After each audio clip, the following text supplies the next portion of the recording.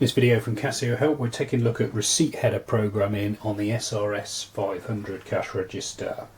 As standard, the machine has a graphic logo on it. You can change this to a text logo, which I've demonstrated in a previous video, which will, if you haven't already done that video, will appear at the end of this one. In this video I'm going to show you how to set the top 3 lines to be Casio Help with the website and then the phone number underneath. What I find helpful is to have written out or planned out exactly what I'm going to have on the receipt header. So on these machines you get up to 4 lines for the standard text header message. I'm going to program 3 of them. I'm going to go top one in double size, and I'm going to do them all centered, which is why I've plotted them out on this grid. So on the machine you get 24 characters per line. If you're using bold or double side like I am on the top line, you only get 12 lines. So the only way to get the text centered is to put spaces at the start. You'll see what I mean when I actually come to do the program. You don't have to do this. If you're happy with having it just left justified, you can just type in the text and you'll see this when I do the programming. Okay, I find it useful to have page 55 of the manual out and also the following page 56. So this has got a character chart on it, which is particularly useful if you're coming to do punctuation and that sort of thing. So the letters are easy, but if you want to put in a comma or a dash or a dot, then you have to look up where the piece of punctuation is. Okay, so I'll stop banging on and actually do the programming. So the first thing, as with all programming, it's key round to PGM and then arrow down to message setting. If this is the first time, and you press cash amount 10 to go into it, if this is the first time you're programming it, you'll have the default Casio descriptions in there already. So you can see you've got logo 1, logo 2 and logo 3. They simply mean line 1, line 2, line 3. I'll just double check. Yeah, as default nothing's in logo 4, so we're just going to do the top 3 lines. So to go into logo 1, you highlight it and then press cash amount 10. I find it easier to then delete everything that is in there by default by just pressing this decimal point or delete key here. Okay, so now we're back at the start and we want, or I want, Casio Help in double size letters centered. So the way I've worked it out is I've got a grid of 24 characters. I've got my Casio and Help in double size, so that's 9 characters, but because they're double size it's actually 18, and then I need a space in the middle which takes me to 19, which is why I'm going to put 2 spaces at the very start. So the space is here, and then the double size button is here. So now I'll simply type in Casio Help, space in the middle,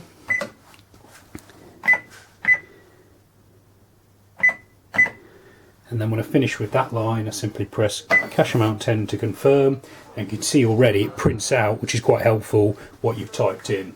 It does also display it on the screen, so it's possibly a bit over the top, but either way that's the way it works.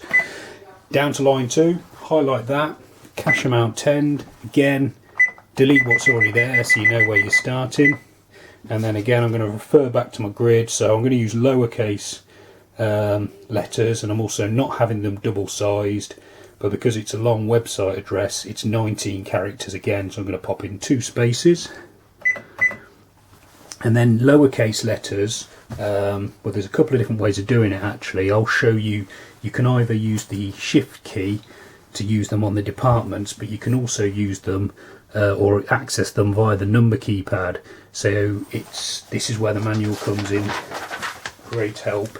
Each button has a series of capital letters and then lowercase letters assigned to it. So if you wanted W in lowercase, you would press the number 3 button 5 times.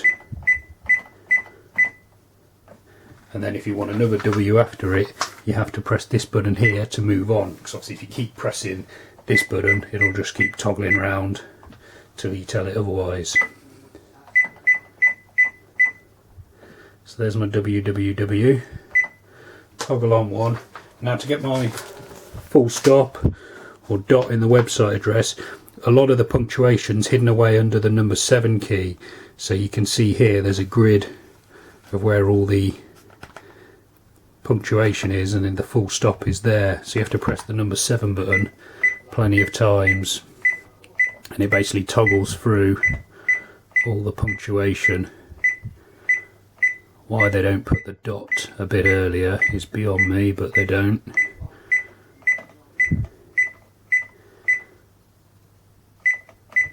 There we go. And if you had gone past it, don't worry, you just keep pressing the 7 button again till it comes round. And then we need the C for Casio help, again in lowercase, because we want, oh hang on a minute, there we go, there's the lowercase c, because we want an A, press that button to move on, because the A is on the same button as the C, lowercase s, and the I,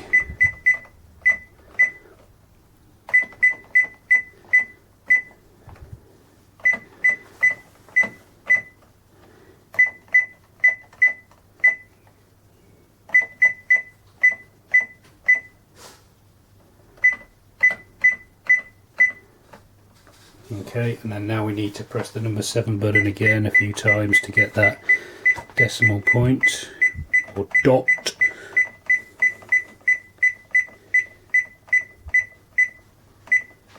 There we go, Casio help dot co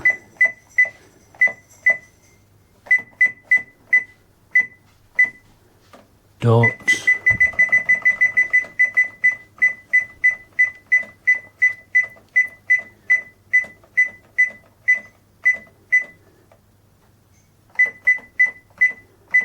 UK.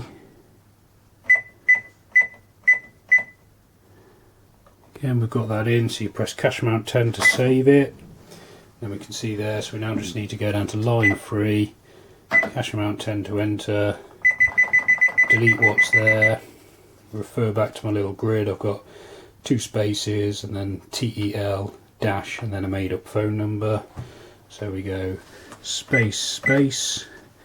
We want this in caps but not double size, so TEL, and then the dash will be on the number 7 button again, and according to the chart in the manual it looks like it's the 3rd press. Yep, there we go. Pop in a space, and then now the number.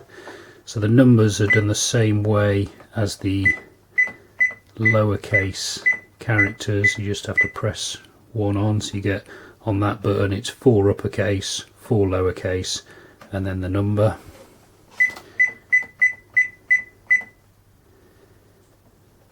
Zero's nice and easy to put in.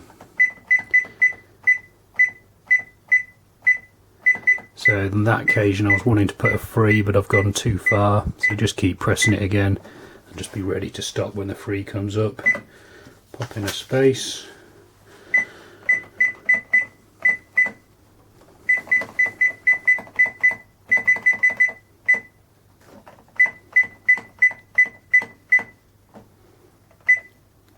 Seven is the first on its button because then it has all the punctuation after it and no letters.